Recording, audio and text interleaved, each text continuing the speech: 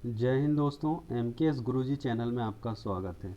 दोस्तों, यदि आप ITI से संबंधित किसी भी टेक्निकल एग्ज़ाम की तैयारी कर रहे हैं तो मेरा यह वीडियो आपके लिए हेल्पफुल होगा। बच्चों, आज हम देख पा रहे हैं कि किस तरह से जो है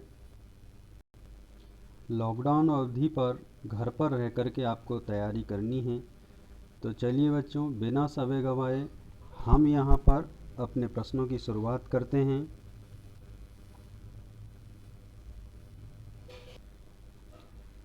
चलिए बच्चों, पहला क्वेश्चन देखिएगा यहाँ पर। लेपिंग प्रश्न कह रहा है कि लेपिंग क्रिया में वेट लेपिंग की अपेक्षा खालिस्तान फिनिशिंग होती है, तो आपको बताना है अधिक अच्छी फिनिशिंग होती है।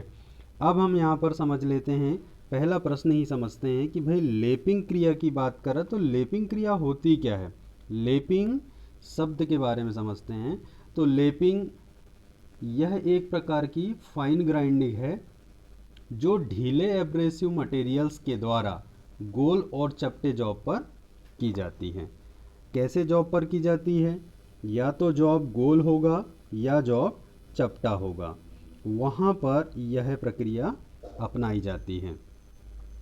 इसके साथ साथ देखिएगा दोस्तों, यहीं पर हमसे कई बार पूछ लिया जाता है, कुछ उदाहरण बताइए लेपिंग कहाँ पर की जाती है। तो लेपिंग के लिए मैं आपको बताता हूँ, जैसे गेज ब्लॉक हो गया, है ना, वाल्वों में की जाती है, पिस्टन रिंग वगैरह में ये उनको अधिक उनकी जो सतह होती है उसको अधिक फिनिश करने के लिए किया जाता है। फिर पूछा जाता है कि लेपिंग को कितने भागों में बांटा गया है। तो लेपिंग को दो भागों में बांटा गया है। पहला होता है वेट लेपिंग और दूसरा होता है ड्राई लेपिंग। तो यहाँ पर हमसे पूछ रहा है कि वेट लेपिंग की अपेक्षा खालिस्तान फिनिशिंग होती है, तो आंसर होगा आपका अच्छी फिनिशिंग होती है। और पूछ लिया जाता है कई बार कि ऑन द बेसिस ऑफ जो है लेपिंग कितने प्रकार की होती है, तब आप बेसिस के आधार पर यदि बताएंगे तो वो भी दो तरह की होती है। पहला इंटरनल या आंतरिक लेपिंग जिसे कहते हैं, और दूसरा होता है बाह्य लेपिंग या जिसे एक्सटर्नल लेपिंग कहते हैं। बच्चों, यहाँ पर मैं आप लोगों को चित्र में दिखाता हूँ, देखिए ज़रा। यहाँ पर चित्र में आप अच्छे से देख पा रहे होंगे, ये हमारा क्या है, ऊपर से प्रेशर डाला जा रहा है जो हमारा वर्कपीस है। अब हमारा वर्कपीस कहाँ पर है? देखिए, ये है हमारा वर्कपीस। अब इस वर्कपीस पर हम क्या कर रहे हैं, ऊपर से प्रेशर डाल रहे हैं और इसके ऊपर लगी हुई है ये प्रेशर प्लेट। और यहाँ पर जो आप देख पा रहे हैं ये ब्राउन ब्राउन कलर के, ये हैं इसके एब्रेसिव मटेरियल्स, ठीक है ना। अब यहाँ पर होता क्या है, एक तो ऊपर से प्रेशर डाला जाता है, दूसरा यहाँ पर जो है एब्रेसिव कण रोटेट होते हैं। किसके साथ में? ऑयल और लेप दोनों के मिश्रण के साथ में ये रोटेट करते हैं। ये लेपिंग जो है वेट लेपिंग है। अब बच्चों, वेट लेपिंग का प्रश्न यहाँ पर ख़त्म हो जाता है। तो दूसरा प्रश्न हमारे मन में आता है कि होनिंग क्या होती है, ठीक है ना, क्योंकि लेपिंग होनिंग ये एक दूसरे से रिलेटेड है। तो देखिए बच्चों, होनिंग क्या होती है। होनिंग जो है मैं आपको बता देता हूँ कि यह भी एक प्रकार की घिसाई करने वाली कौन सी प्रोसेस है। क्या करने वाली प्रोसेस है? घिसाई करने वाली प्रोसेस है, जिसे पहले से मशीनिंग किए गए प्रोडक्ट को फिनिश करना होता है और उसके साइज को ठीक प्रकार से बना करके प्रयोग किया जाता है। ये जनरली इंटरनल रूप से जॉब पर की जाती है। यदि कोई सिलेंड्रिकल जॉब है तो उसकी आंतरिक सतह को जब हमें एकदम स्मूथ चिकना या फिनिश करना होता है तो वहाँ पर होनिंग की जाती है। होनिंग यदि हम देखें तो ये जब धातु को हटाती है तो धातु की वैल्यू यहाँ पर होती है 0.75 mm। कितनी होती है बच्चों? 0.75 mm। दोस्तों अगला प्रश्न हम यहाँ पर देखते हैं, क्वेश्चन नंबर 2। क्वेश्चन नंबर 2 हमारे सामने है। क्या कहता है दूसरा नंबर का प्रश्न? दूसरा प्रश्न कह रहा है कि डायमंड एब्रेसिव एक बहुत ही कठोर अपघर्षक है, तो इसका प्रयोग मुख्यतः खालिस्तान की लेपिंग के लिए किया जाता है। तो हमें बताना है इसका प्रयोग कहाँ किया जाता है? कार्बाइड, टंगस्टन कार्बाइड की लेपिंग के लिए किया जाता है। और यहाँ पर आप चित्र में देख पा रहे होंगे, ये डायमंड के एब्रेसिव कण का चित्र है। बच्चों अगला प्रश्न देखिए, प्रश्न 3 है, कास्ट आयरन की लेपिंग के लिए कौन सा एब्रेसिव प्रयोग किया जाता है? तो कास्ट आयरन की लेपिंग के लिए जो है वो सिलिकॉन कार्बाइड। कौन सा है? Silicon carbide. ये आप याद रखेंगे, सिलिकॉन कार्बाइड का प्रयोग किया जाता है। नेक्स्ट क्वेश्चन देखेंगे, लेपिंग करने के लिए जब 4th नंबर, लेपिंग करने के लिए जॉब की सतह पर जो पेस्ट लगाया जाता है उसे क्या कहते हैं? उसे कहा जाता है लेपिंग कंपाउंड। Lapping compound. अब लेपिंग कंपाउंड क्या होता है? देखो, लेपिंग करने के लिए जॉब की सतह पर जो पेस्ट लगाया जाता है उसे लेपिंग कंपाउंड कहते हैं।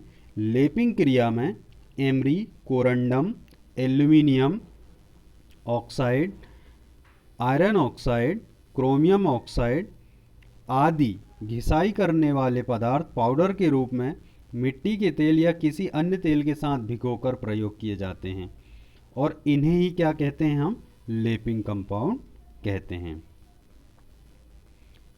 क्वेश्चन नंबर 5, लेप निम्न में से किस धातु के नहीं बनाए जाते? तो लेप हाई कार्बन स्टील के कभी भी नहीं बनाए जाते हैं, इस बात का आप विशेष ध्यान रखेंगे। क्वेश्चन नंबर 6, अधिक फिनिशिंग के लिए खालिस्तान होनिंग स्टिक प्रयोग की जाती है, तो फाइन ग्रेड की स्टिक्स जो है अधिक फिनिशिंग के लिए की जाती है। अगला प्रश्न देखिए बच्चों, 7वें नंबर का, होनिंग विधि में स्पिंडल का मूवमेंट होता है। प्रश्न पूछ रहा है हमसे कि जो होनिंग विधि आप प्रयोग कर रहे हैं, होनिंग विधि, होनिंग मेथड, उसमें स्पिंडल का मूवमेंट कैसे होता है? तो स्पिंडल का यदि मूवमेंट की हम बात करें तो वो होता है वर्टिकल और रेसिप्रोकेटिंग। वर्टिकल और रेसिप्रोकेटिंग। यहाँ सबसे ऊपर चित्र में आप देख पा रहे हैं, ये है होनिंग टूल, जो किस डायरेक्शन में घूमता है? इस तरह से चक्की की तरह घूमता है ये, ठीक है ना। जो हाथ वाली चक्की होती है घरों में जो उपयोग की जाती है, उसकी तरह से ये गोल गोल घूमता है। दूसरा यहाँ पर देख पा रहे हैं जो एरो हेड बने हुए हैं, ये एरो हेड वाला जो टीथ बना हुआ है ये अप और डाउन पोजीशन में चलता है। तो आप इस तरह से कह सकते हैं कि वर्टिकल और रेसिप्रोकेटिंग, मतलब ये जो है गोल घूमते हुए, इस तरह से गोल घूमते हुए ऊपर की तरफ जाता है और गोल घूमते हुए ही नीचे की तरफ भी आता है। नेक्स्ट क्वेश्चन देखिएगा जरा, होनिंग को ही थोड़ा सा हम डिटेल में समझ लेते हैं कि वाकई में होनिंग होती क्या है। देखिए, होनिंग टूल द्वारा सिलेंड्रिकल होल में एक सीमित मात्रा में धातु को काटते हुए जब किसी जॉब की सतह पर शुद्धता प्राप्त करने की प्रक्रिया होनिंग कहलाती है। किसी धातु पर पॉलिश या होनिंग करने वाली एब्रेसिव छड़ है जो एल्यूमिनियम ऑक्साइड सिलिकॉन कार्बाइड के सूक्ष्म कणों को बॉन्ड द्वारा जोड़कर बनाई जाती है। इन्हें होनिंग स्टिक या फिर होनिंग स्टोन भी कहते हैं। यदि आपसे होनिंग स्टिक के बारे में पूछे, होनिंग स्टोन क्या होते हैं इसके बारे में पूछे, तब भी आपके सामने पूरा डिटेल यहाँ मिल जाती है। चलिए बच्चों, अगला क्वेश्चन देखते हैं। होनिंग अलाउंस रखा जाता है, तो होनिंग अलाउंस रखा जाता है 0.01 mm से लेकर के 0.02 mm तक। यदि यहाँ पर होनिंग अलाउंस हमसे पूछा है तो स्वाभाविक है लेपिंग अलाउंस के बारे में भी हमसे पूछेगा। तो लेपिंग अलाउंस की बात करें तो 0.005 mm से 0.01 mm तक रखा जाता है। प्रश्न नंबर 9, मैकेनिकल सरफेस इंडिकेटर का स्टाइलस बना होता है। अब देखिए यहाँ पर ये है हमारा मैकेनिकल सरफेस इंडिकेटर, चित्र में आप देख पा रहे हैं। यहाँ पर देखिएगा पहला प्रश्न है मैकेनिकल सरफेस इंडिकेटर का स्टाइलस बना होता है। तो यहाँ पर देखिए आप, ये है मापक स्टाइलस, ठीक है ना, जो नीचे की तरफ बना हुआ, ये जॉब के ऊपर चलता है। जॉब कैसा, मान लीजिए आपका कोई जॉब इस तरह का बना हुआ है, इस तरह से जॉब बना हुआ है, यानी ये जो सतह है ऊपर पे ये उठी हुई है ना, ऊबड़ खाबड़ है। तो इस ऊबड़ खाबड़ सरफेस पर जब इस मेज़रमेंट स्टाइलस को रखा जाता है तो क्या होगा, उसकी प्रत्यक्ष रीडिंग ये डायल इंडिकेटर हमें शो करेगा कि वो कितने माइक्रोन ऊपर की तरफ चला गया है, कितने माइक्रोन नीचे की तरफ आ चुका है। तो प्रत्यक्ष मेज़रमेंट के लिए भी हम किसका प्रयोग करते हैं, प्रत्यक्ष मेज़रमेंट के लिए भी हम जो है यांत्रिक सरफेस इंडिकेटर का प्रयोग करते हैं। चलिए बच्चों, नेक्स्ट क्वेश्चन देखिएगा। ये प्रश्न जितने भी मैं यहाँ पर आप लोगों को दे रहा हूँ सभी बहुत महत्वपूर्ण प्रश्न हैं और किसी न किसी परीक्षा पर आए हुए हैं और आगे भी आने की पूरी संभावना है। प्रश्न नंबर 10, सरफेस ग्रेड N10 के लिए निम्न में से आरए मान प्रकट करता है, आरए मान प्रकट करता है, ये प्रश्न हमसे पूछ रहा है। तो बच्चों सबसे पहले मन में प्रश्न आना चाहिए कि यहाँ पर जो आरए शब्द यूज़ किया जा रहा वो है क्या। तो आरए का मतलब होता है रफनेस एवरेज। अब ये रफनेस एवरेज क्या होती है, रफनेस एवरेज जो वैल्यू होती है जब मैकेनिकल कोई मैथमेटिकल फॉर्मेट में इसे शो करता है तो वो आरए वैल्यू कहलाती है। आरए वैल्यू को हम माइक्रोमीटर से प्रदर्शित करते हैं। किससे प्रदर्शित करते हैं, माइक्रोमीटर से प्रदर्शित करते हैं।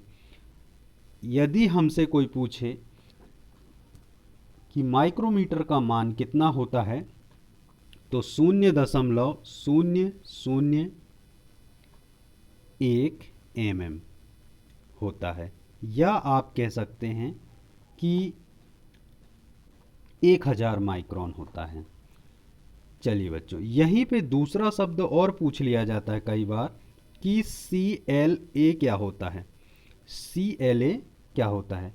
तो CLA जो होता है वो सेंटर लाइन एवरेज मेथड होती है, सेंटर लाइन एवरेज मेथड होती है। इससे भी प्रश्न पूछे जाते हैं। बच्चों मैंने यहाँ पर आप लोगों के लिए पूरा चार्ट तैयार करके रखा हुआ है, आप इस चार्ट से अपनी पूरी तैयारी कर सकते हैं। यहाँ से बहुत प्रश्न पूछे जाते हैं। यहाँ पर देख पा रहे हैं आप, प्रश्न पूछा है N10 के लिए, यहाँ पर N10 देख पा रहे हैं। पहली कंडीशन जो है वो है RA वैल्यू, दूसरी जो है वो है ग्रेड का साइज, और तीसरा है यहाँ पर सिंबल। तो बच्चों यहाँ पर हम देख रहे हैं कि दूसरी लाइन देखिएगा ज़रा, N10 के लिए जो वैल्यू बोला है वो कितनी है, 12.5, और इसका जो सिंबल है वो एक त्रिभुज है, ठीक है ना। कई बार पूछा गया है कि ग्रेड नंबर की संख्या कितनी होती है, तो आप इनको काउंट करेंगे टोटल तो आपको मिल जाएगी ये 12, N1 से लेकर के N12 तक। चलिए बच्चों अगला क्वेश्चन देखते हैं। Question number 11।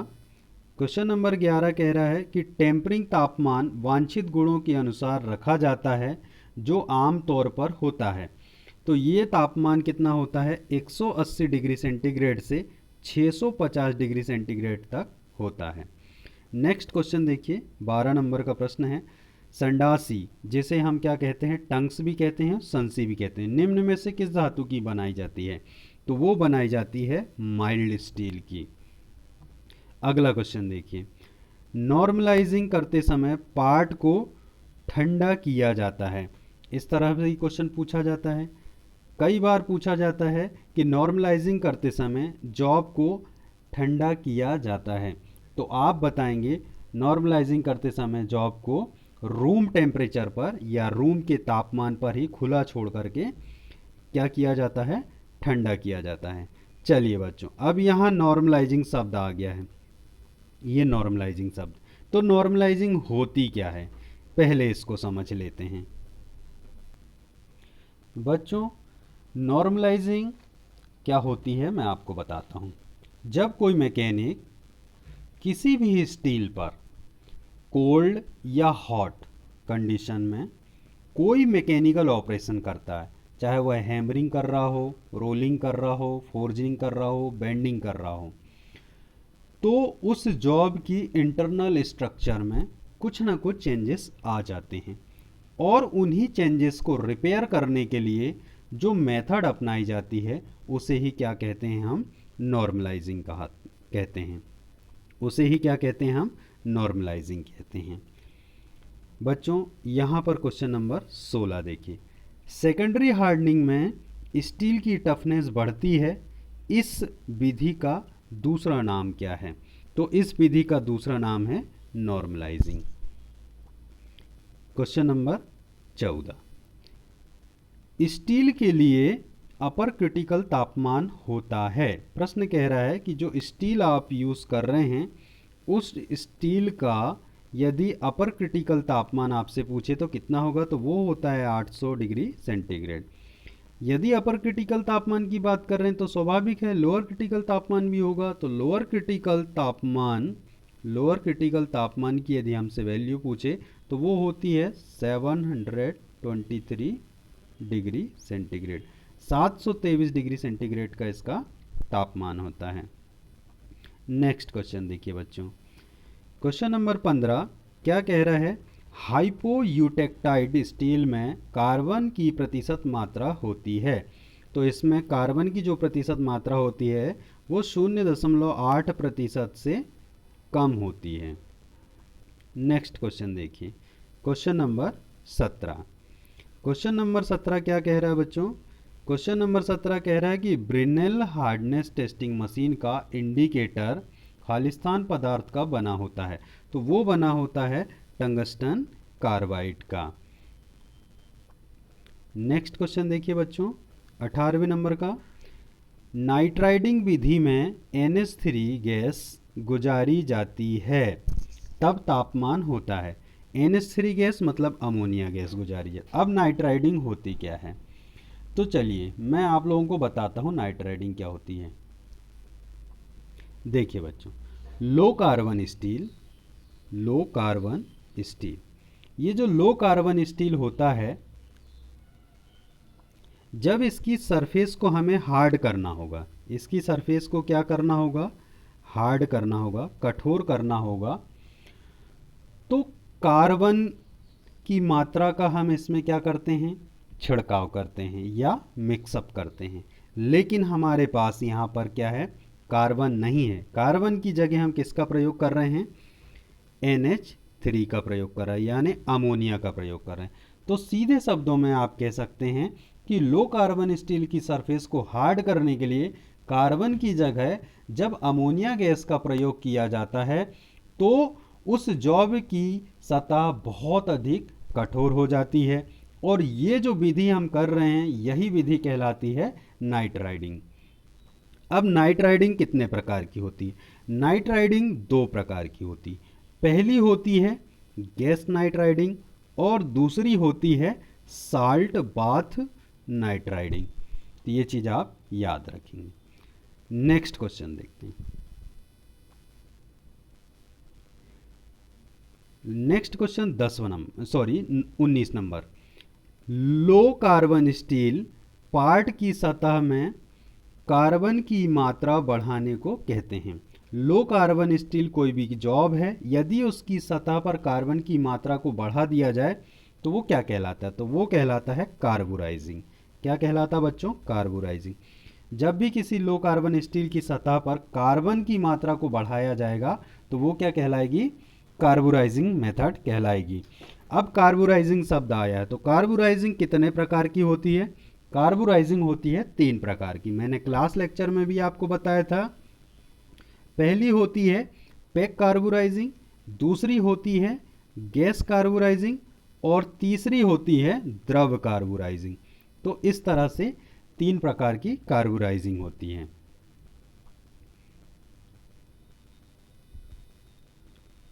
चलिए बच्चों, नेक्स्ट क्वेश्चन देखते हैं। आइए मेरे साथ, मैं आपको बंधक समझाता हूँ। सबसे पहले हम समझते हैं कि बंधक होता क्या है। तो बच्चों, सभी बड़ी से बड़ी तथा छोटी से छोटी मशीनों को जब उसके पार्ट्स अलग अलग हो जाएं तो उन्हें आपस में हमें क्या करना होता है? जोड़ना होता है। मशीन के सारे कल पुर्जों को आपस में जोड़ा जाता है, आवश्यकता पड़ने पर उन्हें हटाया भी जाता है।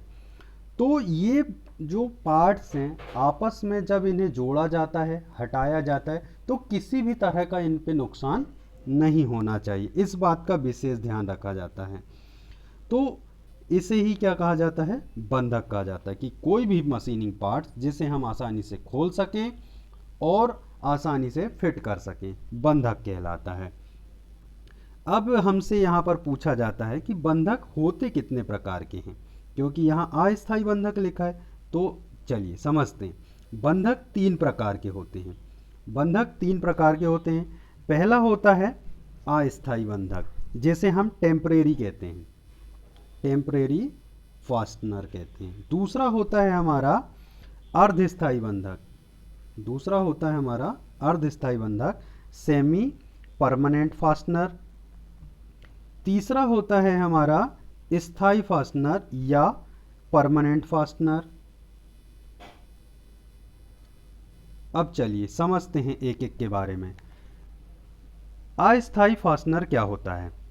अस्थायी फास्टनर एक ऐसी विधि है जिसके द्वारा अलग अलग भागों को बिना नुकसान किए खोला और दोबारा जोड़ा जा सकता है।